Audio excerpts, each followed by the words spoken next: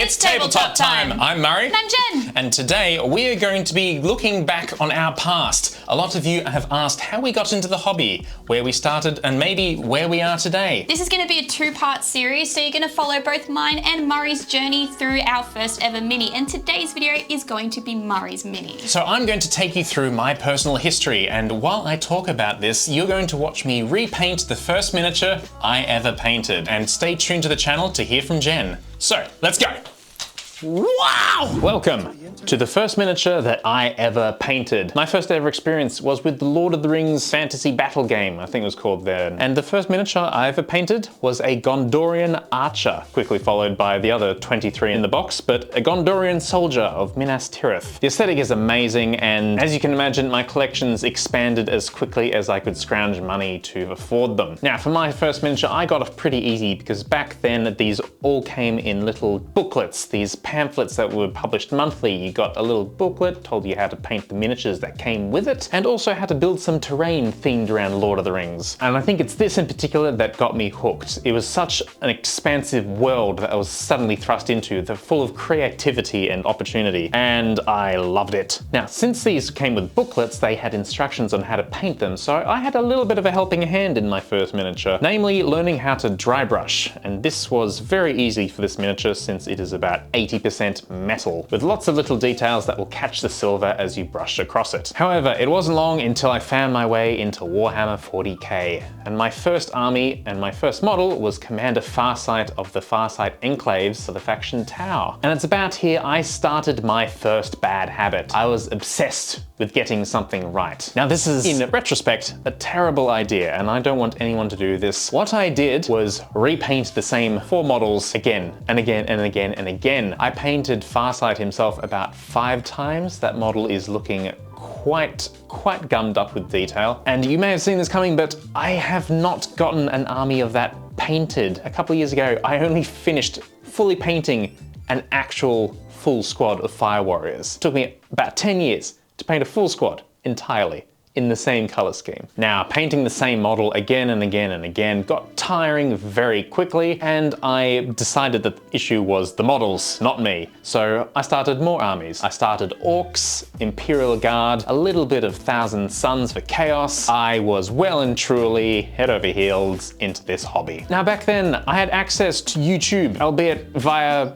dial-up, which may as well have been sticks and stones, so imagine I didn't have YouTube. So I spent a bit of time going around to different clubs, learning how to paint with people, and just having a good social time. I've always been more of a painter than an actual player of these board games. Playing is really just the garnish of having all the models you painted on the field at once. So eventually I got more and more practice trying layering and other techniques. However, about 7 years later, washers came out, a new thing from Citadel. It was like an ink, but not, and it was incredible. It helped you paint so many details, and everything suddenly was a bit more accessible. And another thing that had caught my eye around this time was a little thing called Golden Demon. It was sort of popping up around Australia. So I entered a couple of times in that. That was great fun, and it sort of disappeared from Australia for a bit, which was really sad for me. Anyway, personal grievances and slights aside, I kept painting and I kept trying new things. Honestly, it's only fairly recently, over the last few years, that I've started trawling more and more social media platforms to discover new artists and perhaps discover some older artists who have had platforms all this time, and I can go and look at their artworks, hear their thoughts or their processes,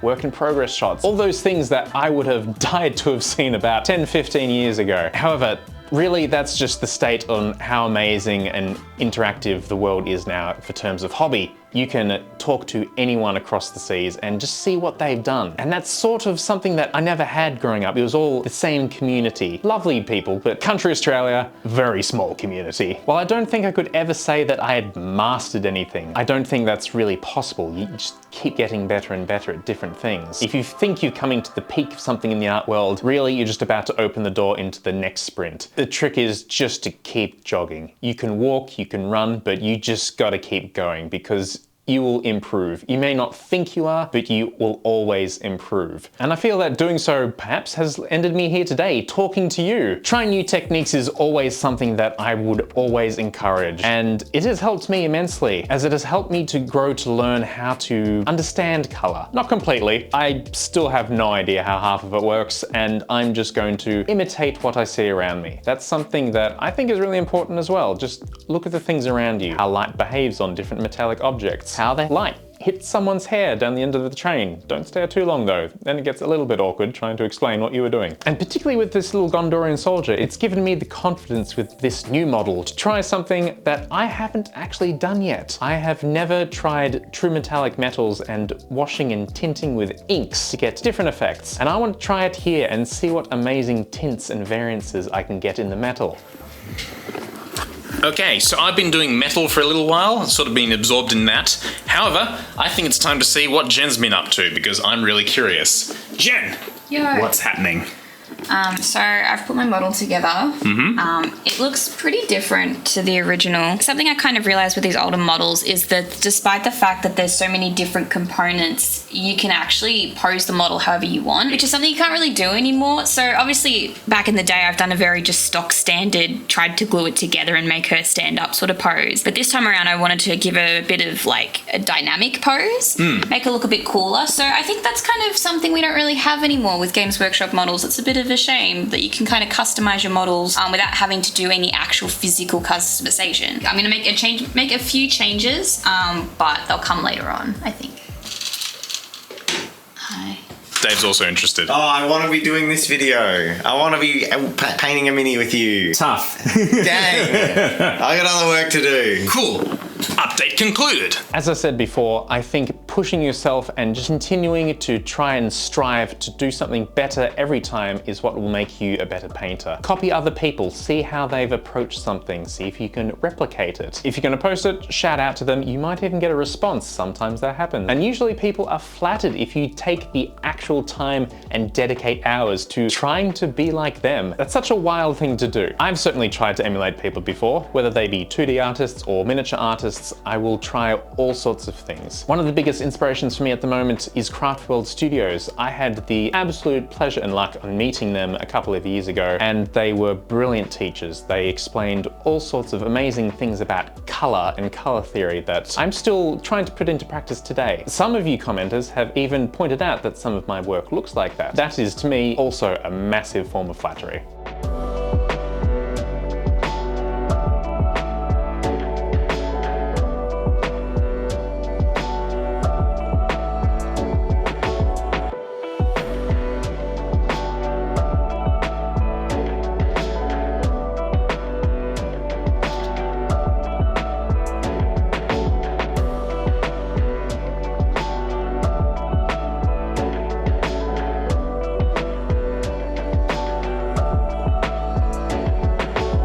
Another aspect of miniatures that people don't really think about until they get there, but it's basing. Creating a little environment for your miniature to live in is, I think, half of the battle, and it should never be overlooked. There's nothing wrong with leaving a base unpainted, but just having that environment that your character is suddenly embellished with is so important, and just takes it to a whole new level. Now, for my Gondorian soldier, as you can see, my first one, absolutely nothing. Painted, like, the base is still black. My next iteration was painting the rim brown, which was the standard trim finish before black became popular. Now, for this character, I want to capture the fallen grandeur of Gondor, so I'm going to go with some technical paint to create a texture, and then I'm going to layer in 2 different kinds of greens to show that fallen yet lush growth and foliage that is scattered about Gondor. And speaking of things scattered around Gondor, it wouldn't be complete with just some white stones, fallen masonry from the ruins of Osgiliath, maybe.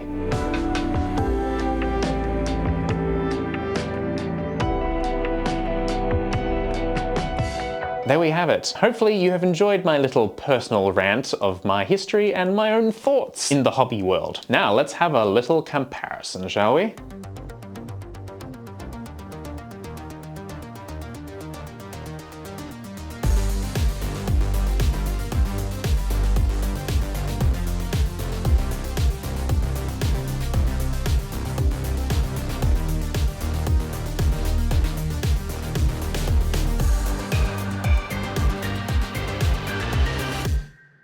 I've already spoken for a solid bit already, but I want to take this opportunity to thank our patrons. Without your continued support, you wouldn't be here listening to me rant about my life and how I grew to be, hopefully, a better painter. So, thank you for your support. It means the world to us. If you're interested in signing up, we have an amazing and loving community full of talented people and budding artists. Hopefully, you enjoyed my little foray into my hobby time as I present my new miniature on my incredibly lavish paper towel. He's so small and adorable. I love him. I had a great time painting this, and I enjoyed just sort of splurging over my history. It's sort of weird to think back on it. Hopefully you enjoyed my history. Next time you'll get a shot listening to Jen. That's right, this is a 2-part series, so join me next time for my first mini that I ever painted. It's gonna be an interesting one.